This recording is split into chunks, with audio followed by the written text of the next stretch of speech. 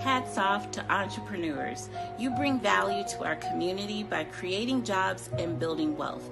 Aspire Enterprise of Florida is your premier one-stop resource for strategic business coaching, business trainings, and business services. Our elite team of business professionals have over 30 years of expertise to serve small business owners, not-for-profit organizations, and individuals. Aspire Enterprise, where your needs are our priority.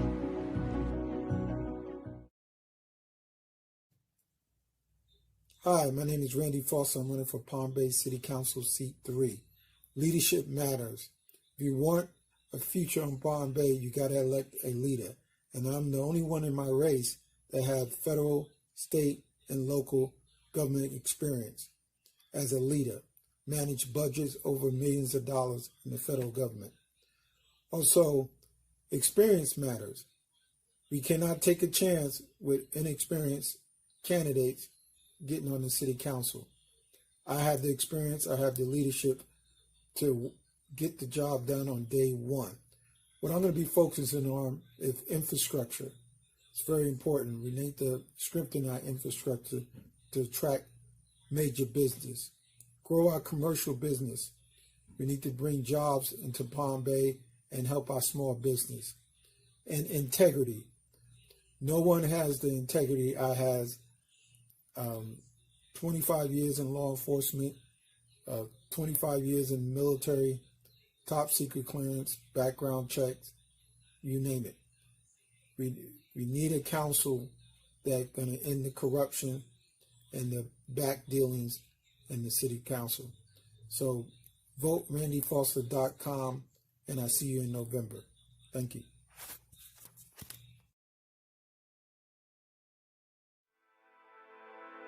Who am I? I'm someone that believes in community and that dedicates hundreds of hours every year to serving the people of Brevard. Who am I? I'm a scholar that supports and believes in education, that donates countless dollars and hours to helping scholars learn, grow, and be better for our future. Who am I? I'm an advocate that stands up for those who can't stand up for themselves and that protects and defends the Constitution every single day. I'm Alton Edmond, and I'm running for Brevard County Sheriff. It's time for change.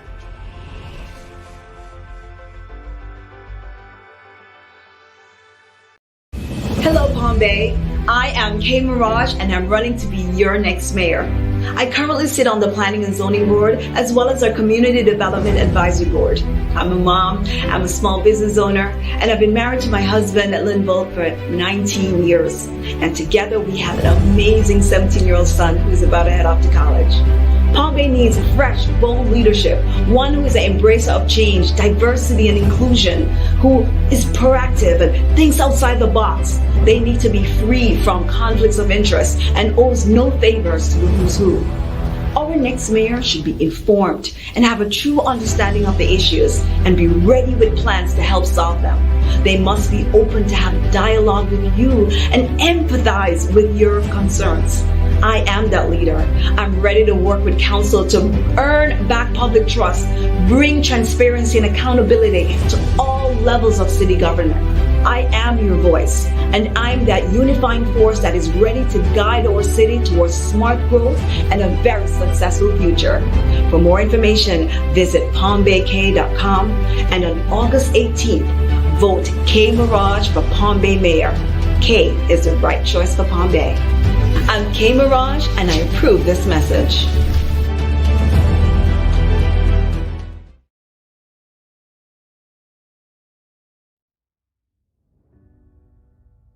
Hi, Palm Bay. I'm Ron Medina, your candidate for mayor.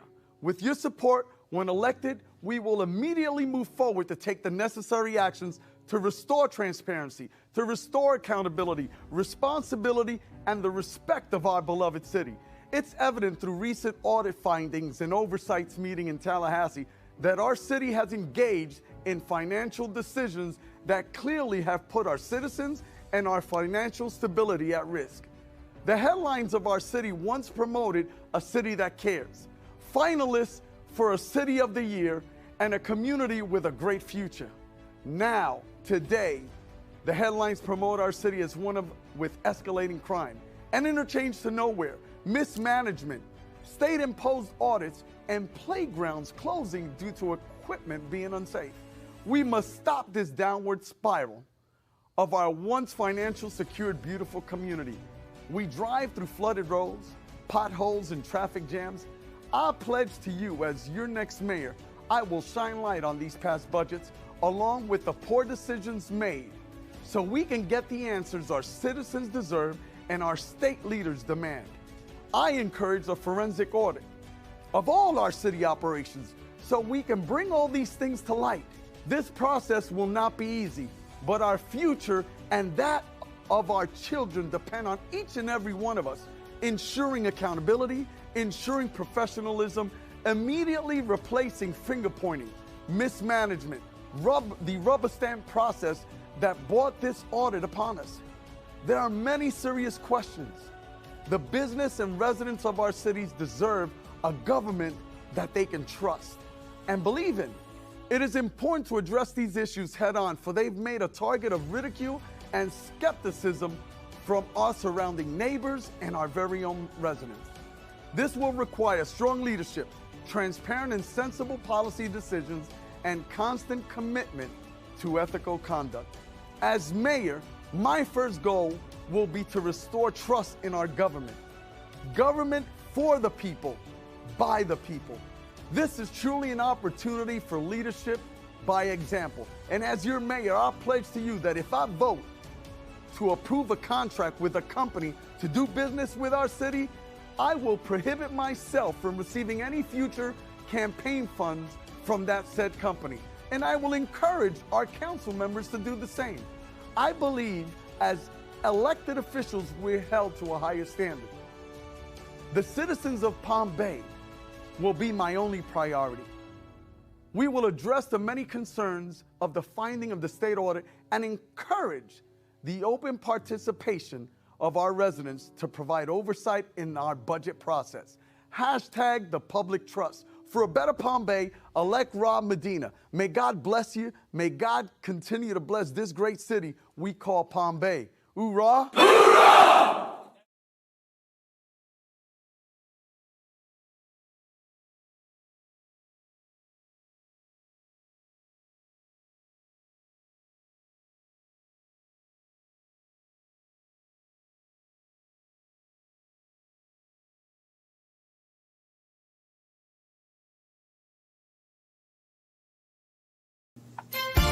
Palm Bay and our surrounding communities, I would like to thank you for your tremendous support. As we move into the fall months, Palm Bay Live is seeking your support so we can continue to deliver valuable programming. Your monetary donations will help us so we can achieve those goals. You can donate online at www.palmbaylive.com. Advertisers are also welcome. Palm Bay Live is a non-profit organization. Thank you for your continued support.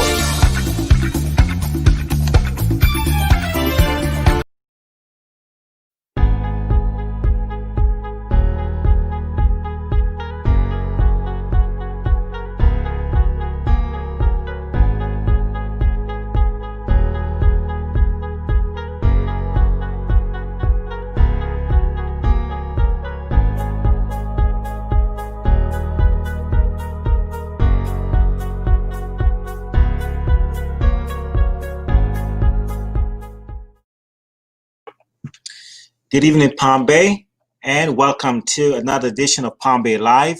And with me tonight, I have Florida State House District 53 candidate, Mr. Phil Moore.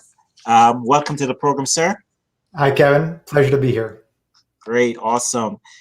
Tonight, we're going to be discussing the economy. This is a platform item on his for his candidacy that he's running on. And so we have several questions lined up for you, sir, that we hope you can opine on.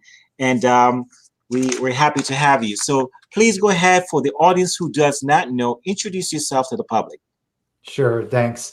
Well, many of your viewers are very educated and into politics, so you probably already know who I am. But again, my name is Phil Moore, and I am running to be your next state representative here in South Brevard County. It covers District 53, and that's all the way from 192 all the way down south to the county line. I ran in 2018, and I'm back to run again, and this time hopefully to win this seat. And the economy, as Kevin mentioned, is one of my main issues. The economy, our environment, and our education system and how we educate our children. Those are three of the main issues. They were in 2018 some of my issues, and now with the COVID crisis, they have been exacerbated. So we're seeing more of how they play a real effect in our daily lives. And that's why I'm happy to be on this show tonight and talk about how it's not only affected me personally, but it has affected many people in Brevard and many Floridians in general. So with that said, I'm happy to get started with some questions. And I know we have a lot to talk about. The economy is a huge issue. It basically touches upon every aspect of our lives. So it's a big issue. It's something that we need to deal with and address. And I'm happy to share with my opinions on what we got to do in Tallahassee in order to fix a lot of stuff that's wrong right up there right now. Awesome, sir. Thank you so much for that introduction to the audience. And sir, like I told you off camera that I have plenty of questions for you and sub-questions for you. Many of them are my questions. And just for the audience's sake, have you seen my questions? I don't think I have. Okay, great. And I do not share my questions with my guests, and that's just something that's lingering out there. And so I want to make that clear that my guest never sees my questions, and the questions that comes from the audience are never told to the guests as well. We are straightforward with that. So let's get started. The first item that I want to talk about is on your platform, you discuss unemployment. So that's the first subject area that I want to go over with you. The economy is listed as one of your priorities.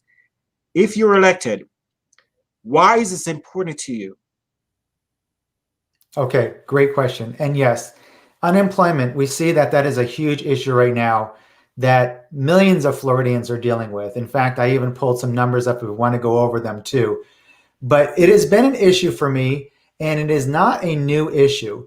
We know that Florida's unemployment system is broken, and it is designed by default to be defective and be cumbersome for people to be able to apply for unemployment benefits. I know this personally because I've tried to apply for unemployment benefits before. During the previous downturn in the economy, when the housing market crashed, I was a person who lost my home here in Brevard County due to the housing crash, and I had to file for a foreclosure and a bankruptcy, and I was also laid off at the same time. That was my first introduction into seeing how bad Florida's unemployment benefit system was. It is not a new issue, but again, like I mentioned, it is an issue that has been exacerbated where even more Floridians, more millions of Floridians are dealing with the same issues now with COVID and having had that shut down now. So these are some of the issues that we have with our unemployment system. We have one of the shortest unemployment benefit periods in the nation with merely 12 weeks. That has been reduced purposefully. And the reason that's been reduced is because once you're kicked out of the system, you're no longer shown as unemployed. So you can actually change the numbers and falsify how many people you have unemployed in the state when you're not actually collecting unemployment.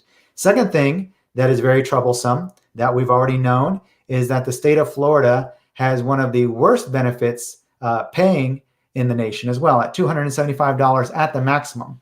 And right now that is going to come back to bite us in the future with the next federal payment plan. I would like to go over that.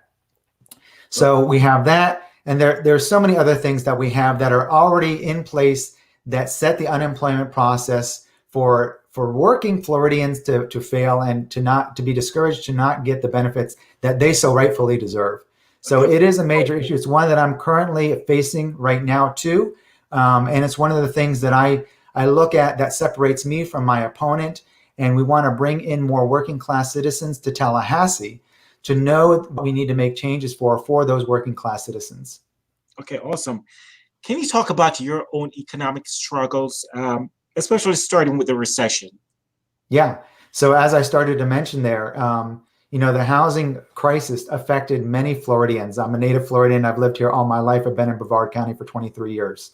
I was working at the time as a personal trainer, but doing very well. But as many gig economy workers know, those expendable income expenses go fast. And so there's the first things to be cut when you're trying to tighten your own budget and your belt.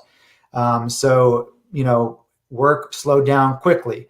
And the housing crisis where you had mortgage people putting, not reverse mortgages, but the APRs were increasing on people's loans on top of being out of work.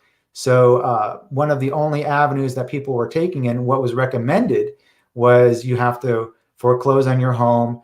And in order to do that, the process was so backwards as well. In order to foreclose on your home, at the time, the process was you had to not make payments. You had to show that you were delinquent on 3 months worth of payments in order to be able to apply to have a foreclosure. So it was a very backwards process at the time. I don't know if it's still that way right now, but I do foresee that we might be in for another housing crisis with this COVID crisis, with these moratoriums as we're moving through, and people still haven't secured jobs. So I know what it's like to go through that process. In fact, my opponent actually tries to attack me on that. And he tries to say that I mismanage my money. Well, how many Floridians right now that have applied for unemployment are not mismanaging their money?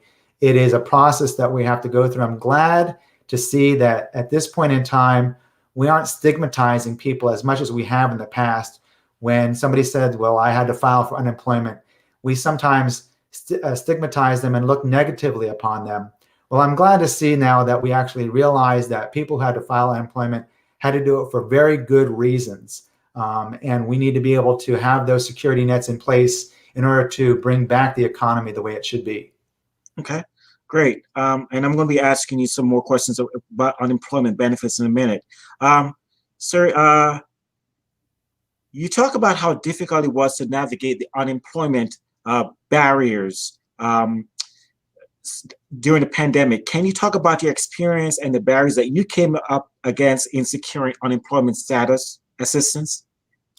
Well, I could spend all night doing that, because as many of your viewers and listeners have experienced themselves, sometimes you would be on the phone all day long, not even getting through to anybody. And I did the very same thing, and I would just leave my speakerphone on, waiting to see what would happen. The system crashed. And this is something that's very important.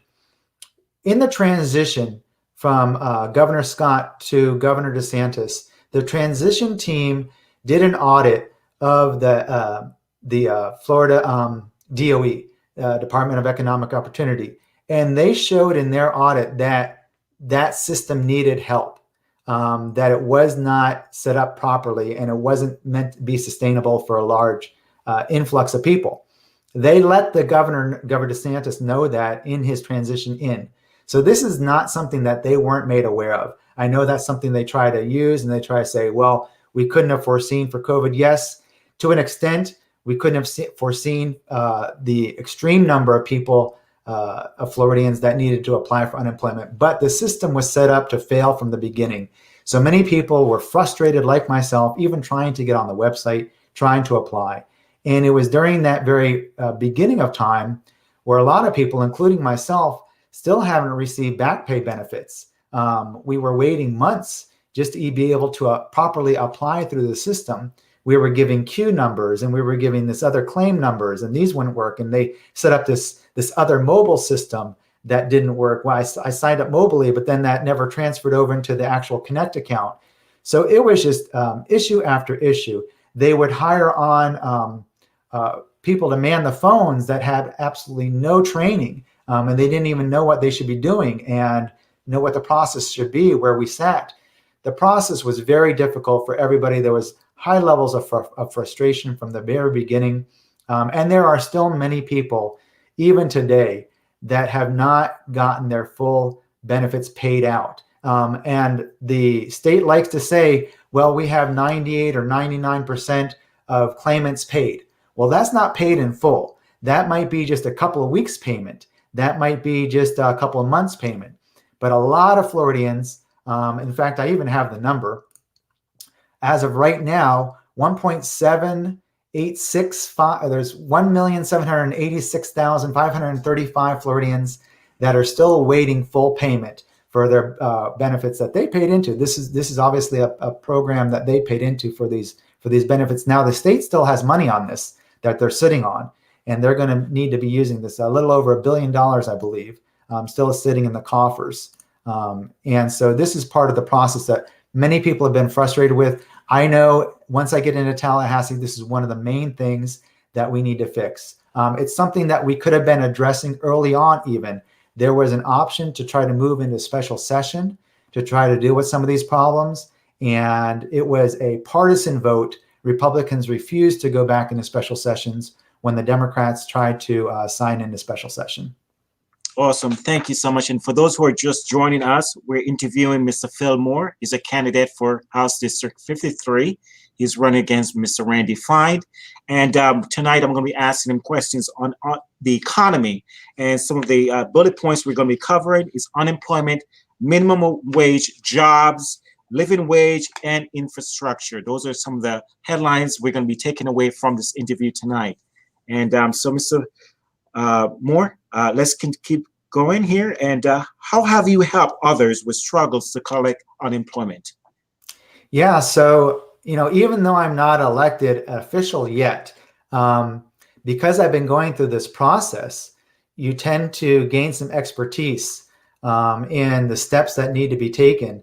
And I'm happy to say that some of my future constituents have reached out to me in their struggles and in their frustrations. And I've been able to direct them to some other people, some other elected officials who have been on the forefront of dealing with people throughout the entire state. And they've been very helpful in guiding me and guiding some people who have asked for my assistance. And we have been successful in managing to get them and the proper steps to make sure that they're starting to get their process and get the benefits that they were looking for. So that's one of the things. One of the other things that I think that I've been helpful at and that is so needed right now, and it will be needed in the future, is, and you might talk about this soon, but the fact that we are going to be this is a domino effect. One crisis can play a role on many others, and especially when we're dealing with the economy. We are probably going to see a housing crisis occur. And we're already starting to see, because people aren't getting back to work right away, we're starting to see more people in need of food. And I've been going out and doing this from the very beginning and helping out before the end of the school year, helping out children in need, Children Hunger Project. I help out with them when I can. But I've been going around and helping out our local community leaders who already have the infrastructure in place that they help out people in need for food and food drives and food pantries. And I see that is going to be a continued need because I'm starting to see that the demand is actually increasing. They're actually giving out more food now today than they were 2 months ago. So as people have now been spread so thin with their finances, there are going to be increased needs. And I know that's something that I want to address in Tallahassee. Okay, awesome. So based on this experience, how will you advocate for a more accessible process? And then a follow-up to that, what does not work and how do you propose that we fix it? And have you outlined a plan and what does it look like? Yes, and yes. I have, based on my own personal experiences, again, I know that what are some of the things we need to fix right away. First, there is a waiting period that we have to go through, we being working class citizens, when we're trying to apply for unemployment benefits. That's ridiculous. That should not be there. We should not have to wait for the fact that we're applying for the benefits that we've already paid into and worked for. So that needs to be removed. We have to increase the benefits payment. It can't be at a maximum of $275. Nobody can be expected to live off that, even for a short-term period, even if we only had it for a couple weeks.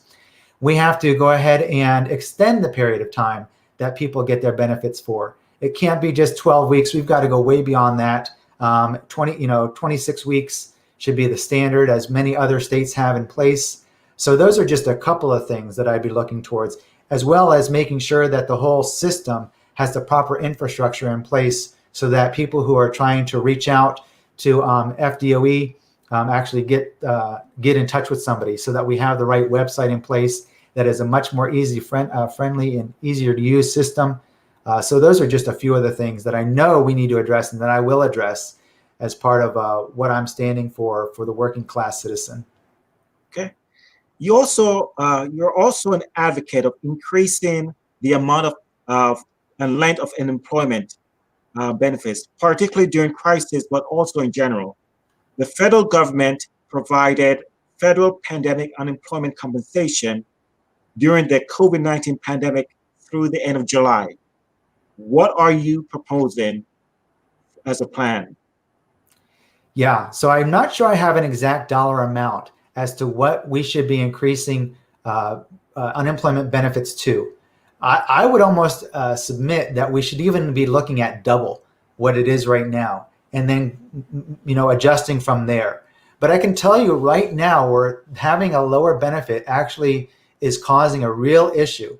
There was an article just the other day from Politico that said there's another extended payment wages program that's out there right now from the federal government. Bear with me, I'm going to pull this up. I want to share this with the audience, and so that we all know what's happening moving forward for those of us who are trying to collect unemployment benefits.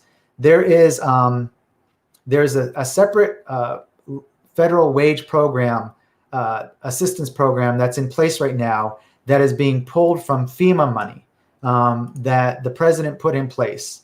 That program was only a couple weeks long, and we're already not going to be able to take advantage of that because Florida's $275 a week maximum is not even where we sit as an average. Right now, we're spending less than $100 per person per week, and that is the federal minimum.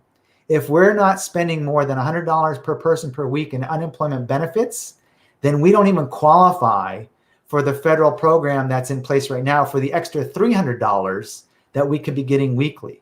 Now, the governor has an option right now to go into the coffers. We have $1.34 billion left in the unemployment trust fund.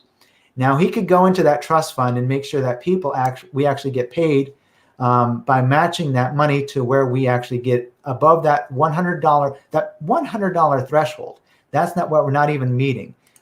So that it's almost criminal that we can't even get benefits to people of at least $100 for unemployment benefits. And so this program looks like it's going to come to a close unless something's done very quickly. Okay, Floridians are currently eligible for a maximum of 26 weeks of unemployment benefits. You propose extending this. What does your plan for this look like? Why do you want to do this? How long will you extend benefits if elected? And what restrictions will you implement to ensure that benefits are not abused? Yeah, so I believe that 26 weeks is including the federal program. Our program in the state of Florida is actually truncated, shorter than that. So in cases of emergencies, then we have the option of extending that out for a longer period of time, but your regular unemployment benefits are much shorter. So we need to make sure that we're actually giving people enough time to be able to find another good paying job so that they can get back on their feet. That's really what that program is meant for.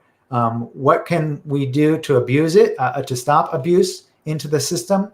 Well, we do have already in place, which I didn't mention, which is called work requirements. You have to actually go into the website and you have to show that you have attempted to apply and look for work. Now, I think that's a good thing.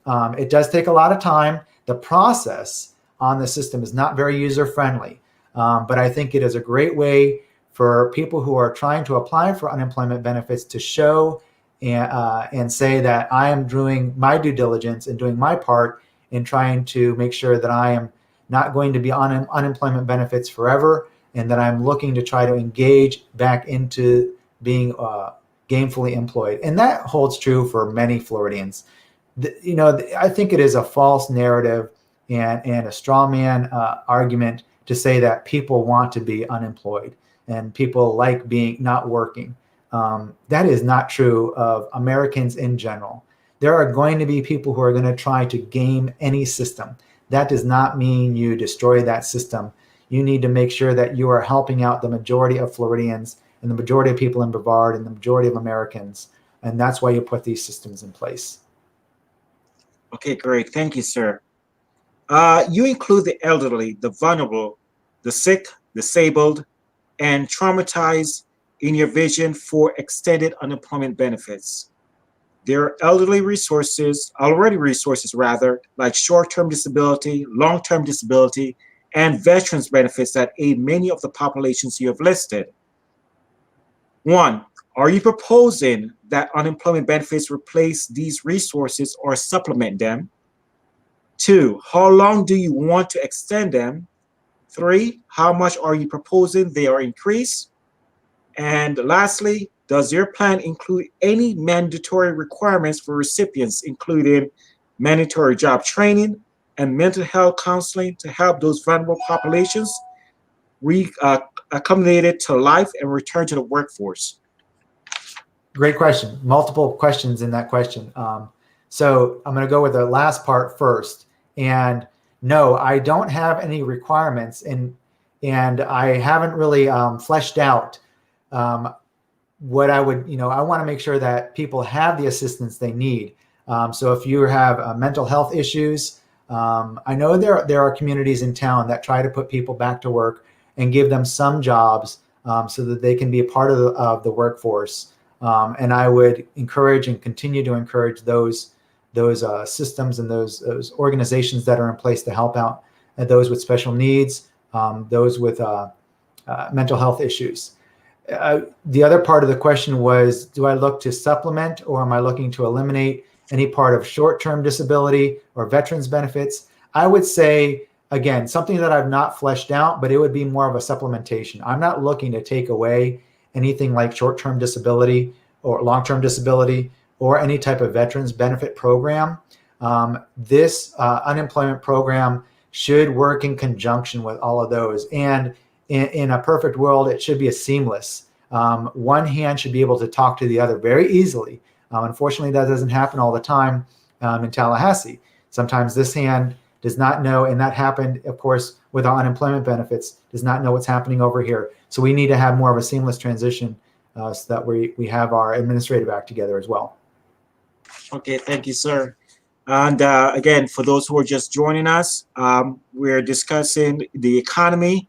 House District 53 candidate, Mr. Phil Moore, is joining us tonight to discuss this topic. This is his platform item. Right now, we're going to move on to minimum wage, sir, and specifically a living wage. You have spoken about your past economic struggles, including having to hold 2 jobs to support yourself. Why is finding gainful employment a struggle for you? You currently work in fields unrelated to your educational background, in sports medicine and athletic training. What's your reason for this?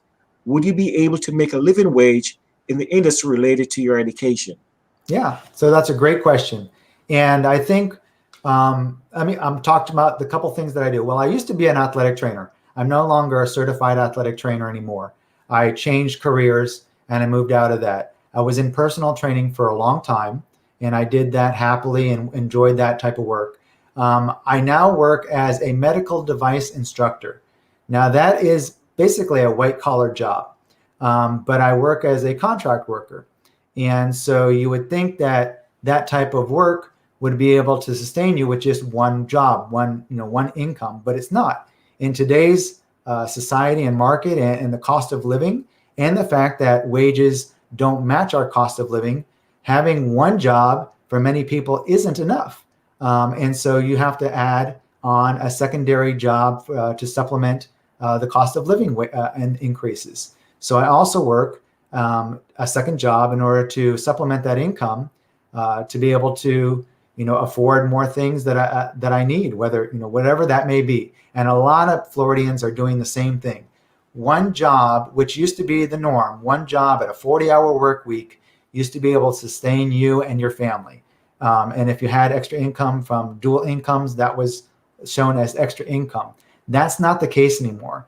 And that goes to show a lot of the disassociation that we have in Tallahassee, in the state of Florida. It's one of the things that I advocated for back when I ran in 2018. And it's something that we even see more now today, because we're calling people essential workers. We're demanding that they work, and yet we're not paying them a livable wage. We're not paying them something that they can sustain themselves on that one job alone.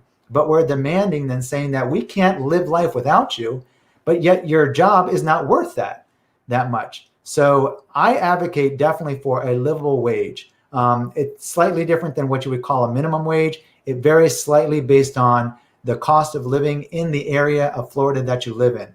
But that is so essential that we actually say, if you're an essential worker, that we are willing and understand that we should be compensating you what we feel your value is and what your worth is. And that's something that needs to happen in the state of Florida as soon as possible. And if we had that in place, let me say, if we had a living wage in place, how many other people would not have to file for unemployment, or would be further along in their own economic recovery because they would have had more money they've been able to be put away. They would be able to sustain themselves through mortgage and rent as they were coming due, rather than wondering what they were going to do month after month for a moratorium. So a livable wage actually can boost the economy, help us out when we're in an area or a need of economic emergency like we are right now. Okay. Can I ask you a follow-up? You have a master's degree in sports medicine, right? Mm-hmm. Yes. Okay. One would assume that there are ample opportunities out there for you to make a living wage. What barriers are you facing as a So specific, when like many people, when they go to school, it's one specific career. And my job would have been as an athletic trainer, specifically a certified and licensed athletic trainer in the state of Florida. Unfortunately, for many people who go down that career path, it can be long hours and quite a burnout job, and something that is not sustainable long term. And there are very few people who actually maintain that job and retire in that job. I only know probably 2 people in my graduating class who still are athletic trainers and do that for a living. So it just happens to be career choices and career changes. And, you know, I think it can also speak to how long it can take for economic recovery. A good paying job is not going to be sitting right out the gate when somebody's looking to go back into the workforce. And it can take a while to find that right job for them, or that job that's paying them what they need and their family needs, so that they can keep themselves afloat and on their feet. So everybody's situation is going to be different. And I can appreciate that, because my situation is going to fall in line with many Floridians who are still going to try to find that right niche and that right market to where they're able to afford all the things that they need. Awesome. Thank you, sir. The minimum wage in Florida, I believe, is $8.46, correct? Yeah, I think they raised it 7 or 10 cents this last year. Okay. I'm not sure what it is right now. Okay, so living wages are dependent on the household size, beginning at around $11.14 per hour for one adult with no children. What does your plan for fair compensation and a living wage look like? So I mentioned this briefly. It would look at the cost of living of the location of the area. So it could vary.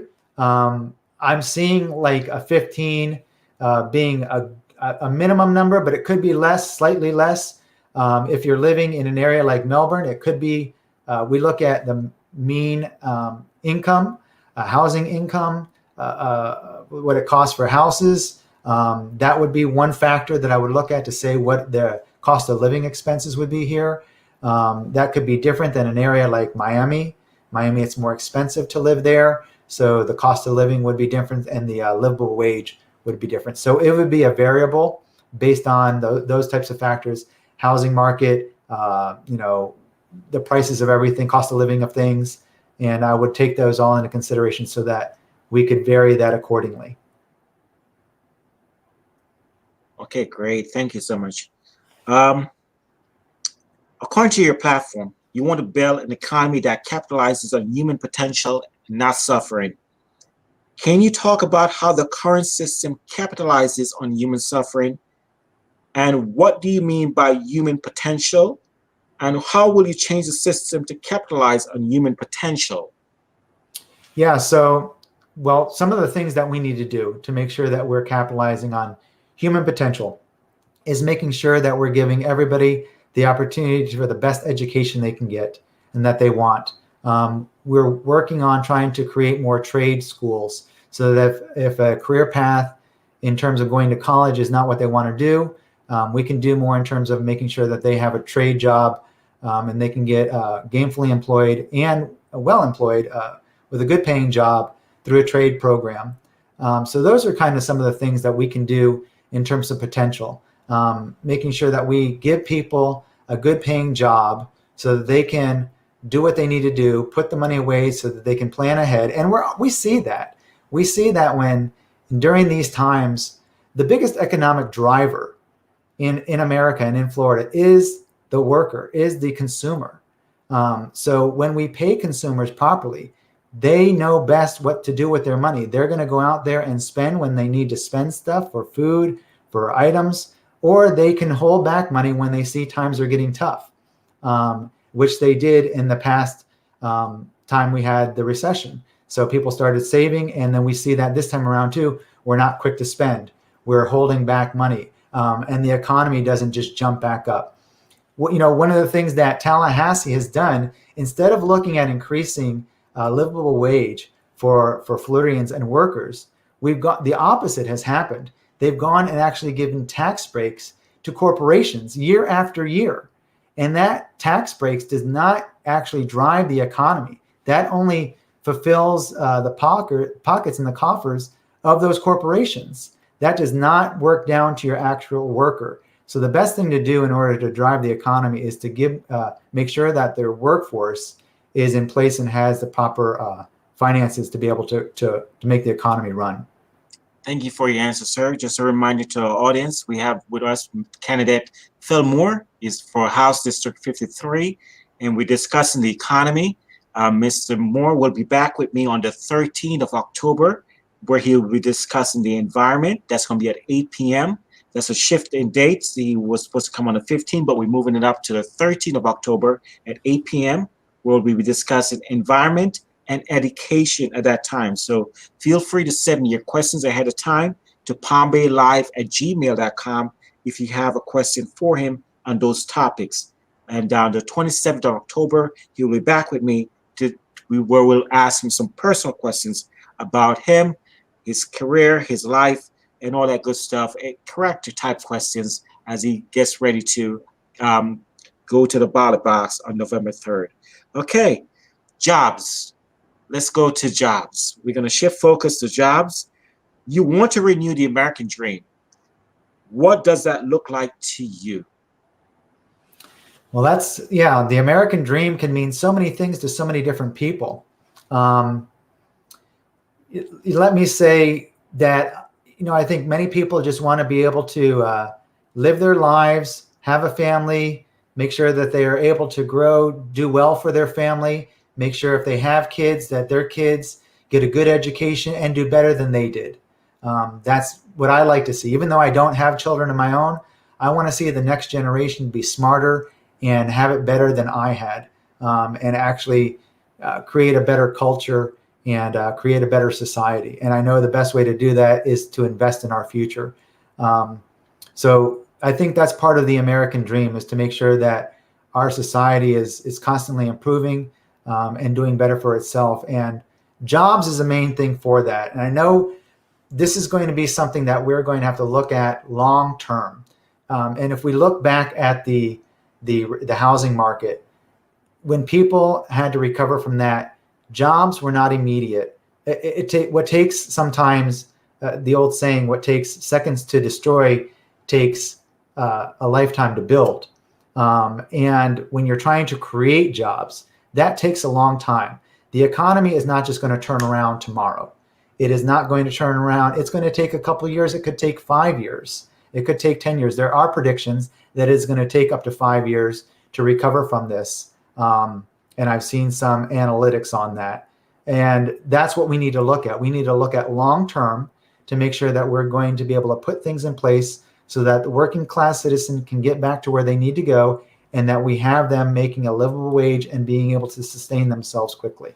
Okay, so follow up to that. What type of jobs will he create that will offer dignity, work-life balance, fulfillment of human capital needs and human potential? What type of jobs are you suggesting we can bring to the workforce? Offhand, I do have actually a couple of bills that I'd like to introduce. And one of them is for the environment, actually. And I know that's going to be our next topic, but I'll talk about it now. I think that's one of the areas that we need to look towards, especially in the state of Florida, especially with global warming being one of the next natural disasters that we are dealing with right now. And we need to bring in green jobs. We can have a whole host of new jobs that bring in renewable energy resources. So that would be a perfect example of opening up a whole new job market for Floridians in this area. I think that would be a perfect way to try to stimulate the economy. Okay, great answer. Thank you, sir. You support union work negotiations. You support union work negotiations and the best interest of union workers. Can you elaborate on this? Have you been involved in negotiations before? Yes, I do. And no, I haven't. I've never been a union worker myself, but I appreciate the work that the unions have accomplished and have done for us as working class citizens. It is only through unions that we have the labor force and the work week that we have the pay wages that we have. So I fully support unions and their ability to negotiate for workers' rights. And we have unions, all around, whether that be electrical, whether that be firefighter. And I appreciate the work that they do in order to try to make it better for their workforce. And I encourage and I fully support unions. I think especially in the state of Florida, we become a state that actually has worked against unions. We're constantly trying, and even in the last couple legislative sessions, they've made it harder and harder for unions to even show that they meet the minimum required. They have to meet a 50% threshold in order to keep the union status. So they're trying to constantly break the unions down so that they don't carry workers' rights and workers' compensation benefits packages. I think that is essential, and we need to continue that in place. They're the best source. They're the best front line for our workforce economy. Okay, great answer. Thank you, Phil. What are some of the challenges that union workers face in their negotiations? How will you advocate for them? Well, like I said, I'd be fully supportive of union workers. Like I said, we have union workers, and we've seen it here, even in Brevard County. Most specifically, we've seen our teachers have to negotiate how they go back to school in these very dangerous circumstances. And that was only done because there was unions in place.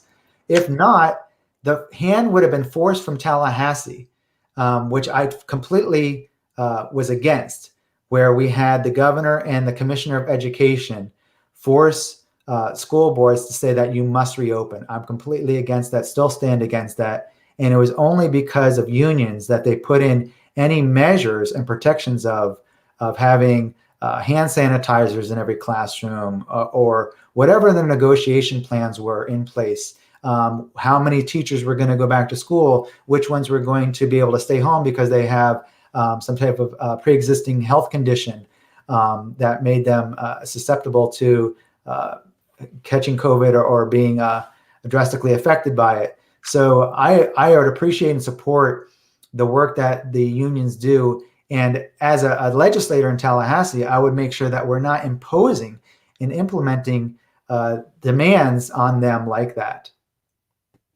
Okay, great.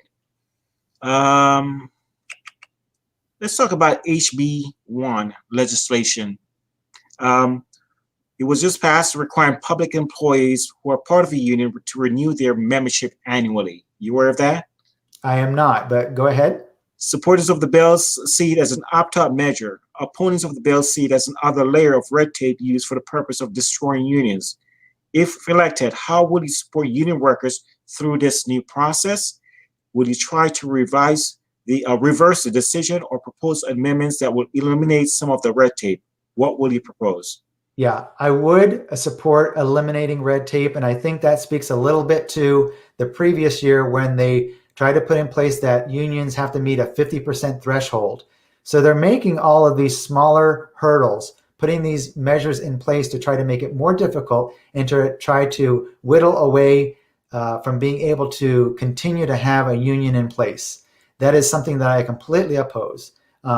If any of these things came across and I was in Tallahassee, I would completely be a no vote on those without having to go into more of what that particular bill does, because I'm not that familiar with it. I would actually look at and listen to what union workers, what my local constituents who are union workers say and what they're advocating for, and I would listen to them and advocate for them in Tallahassee.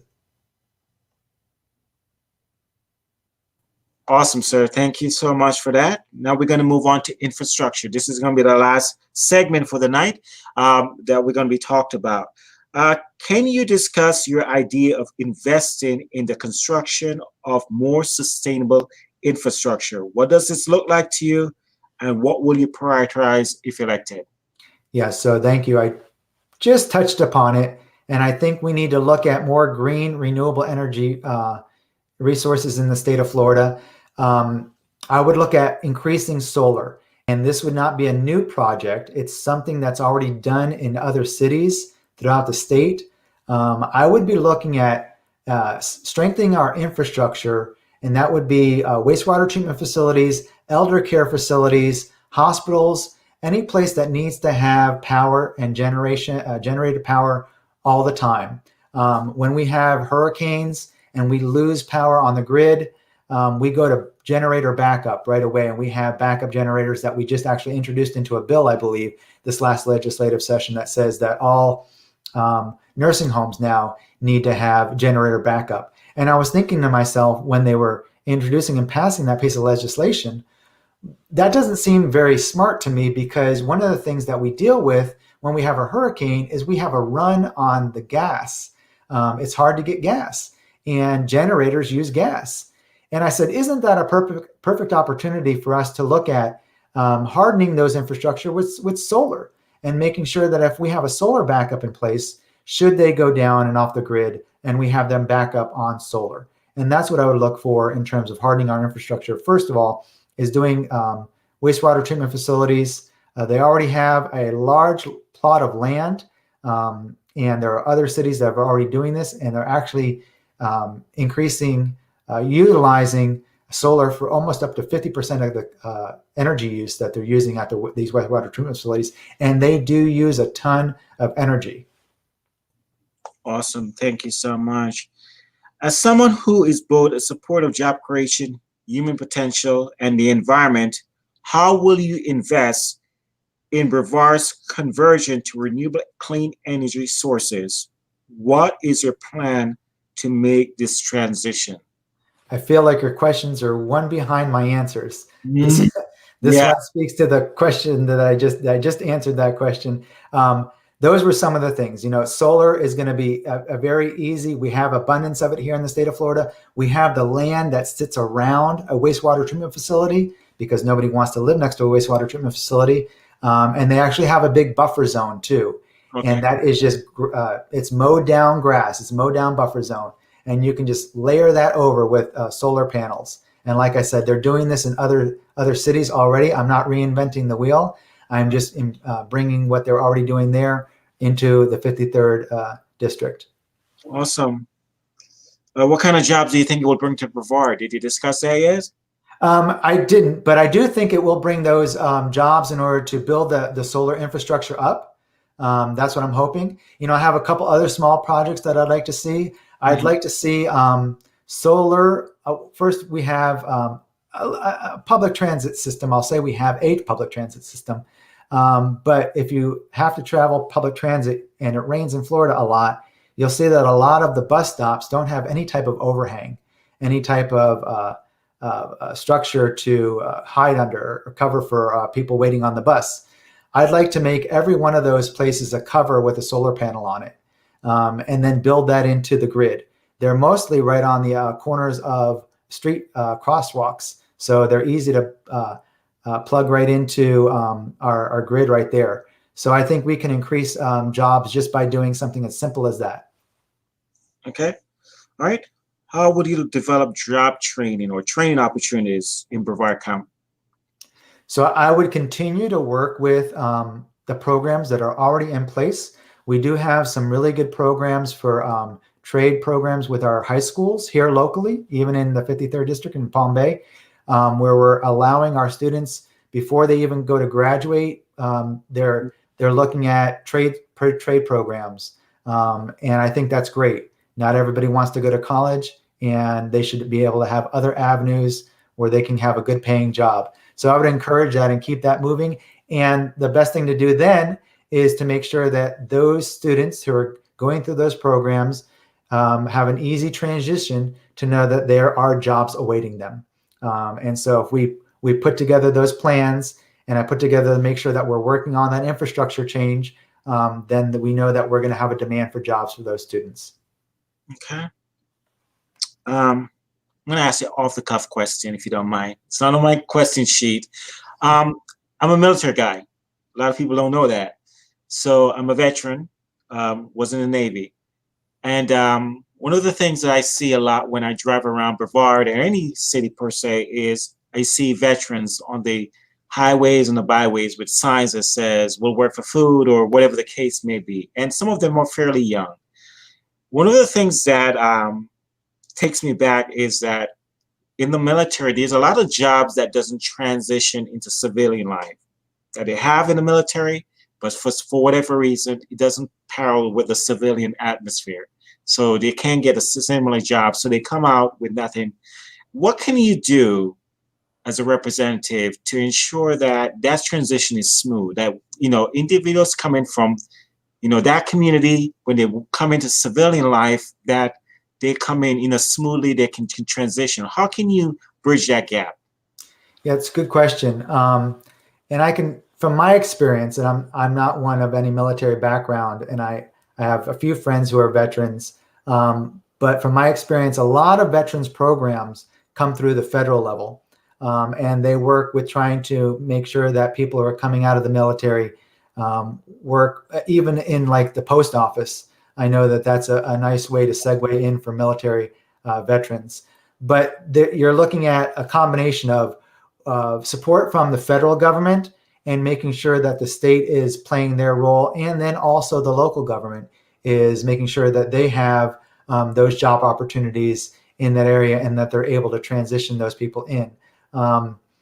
I would do whatever can be done to make sure that federal dollars come into the state, so that we maintain a program or programs that are already in place, work employment programs for veterans into the state of Florida. I think that's critical, that we always look for federal dollars when they're given. And that's something that the state of Florida has not always done, whether that be Medicare dollars or Medicaid dollars, or whether that be even looking at the current unemployment plan and how we're not going to be able to take in the federal dollars there.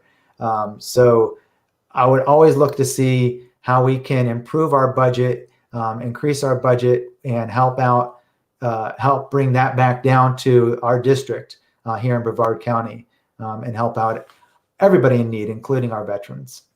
Awesome. Yes, that's something that I would like to see any representative, would be Representative Randy Fine or you, that takes on, because I think that is where one of our biggest problems is when it comes to the homelessness population in any city, because I see it all around. And I think that's something that we're missing out on. That's a key ingredient that we're missing out on, because many of the jobs I don't see parallel to civilian life. And because of that, when they come out, they have nothing to go to. They have no focus, no shift. And so because of that, they're pretty much left by the wayside. Well, Kevin, if I can say one more thing on that, you're correct. And I see an increase in homeless population here in Brevard County, in the south part of the county. And one of the things that I would look to do is I would look to make sure that we're trying to get transition homes in place, not so much Section 7 housing, but just to be able to get people into transition homes. We have a lot of people that are just wanting to be out in the middle of nowhere, and we need to make sure that we're accounting for them. We're trying to give them the best opportunity. We don't have that here in the south end of the county. We don't have the proper infrastructure in place so that we can get, we have organizations that are doing what they can. And we have portable showers for homeless that set up once a week. And I've gone and visited them. They want to bring in another trailer for more portable showers that they're going to be getting from Texas, it looks like. So we have the need, and we have people who want to do the work. I'd like to see this to be a more permanent basis so that we have something that's sustainable and something we know that we can keep account of and track the people who are in and out. Awesome. Thank you, sir. All right. I think I asked you about this to get ready, but how will you develop training opportunities to the Brevard community, and how does this capitalize on human potential? You answered that already, I believe. Yes. Okay. Okay, so the last question for you for the night, sir. What else would you like your viewers to know about you, your goals, your visions for Brevard County, the economy, and how will you work to support them through economic challenges, provide opportunities for economic growth, career development, human potential, and equitable wages? Well, thank you, Kevin. And I'll conclude with this. I'll just say I'm running because we need more elected officials who represent the working class citizen. That's what we don't have right now. In fact, in Tallahassee this past legislative session, we've elected more millionaires into Tallahassee in office than ever before. And they do not represent the working class citizen. If they did, we would have some of the very things we were talking about tonight. We would already have in place a livable wage. We would already have in place a workable unemployment system. We would already have in place the fact that we call essential workers and we're going to pay them well. We know that we don't have that. We have the opposite. We have, like I said, we have Tallahassee year after year giving out more corporate tax breaks and proud of it. They come back home and they do their legislative wrap up and they say, hey, we managed to go ahead and give corporations an extra 0.7% tax reduction. That doesn't help our economy. That doesn't help the working class citizen. And yet they're proud that they're doing that. So I would be representing the working class citizen, which is the exact opposite of the person who I'm running against. The person who I'm running against is one of those millionaires, is proud that they give out more corporate tax breaks. So I'm looking to try to make sure that we put more people who represent the actual community of Brevard and of Florida. And that's why I'm asking for your vote. Please go to votefillmore.com for more information. And remember, in November, you deserve more.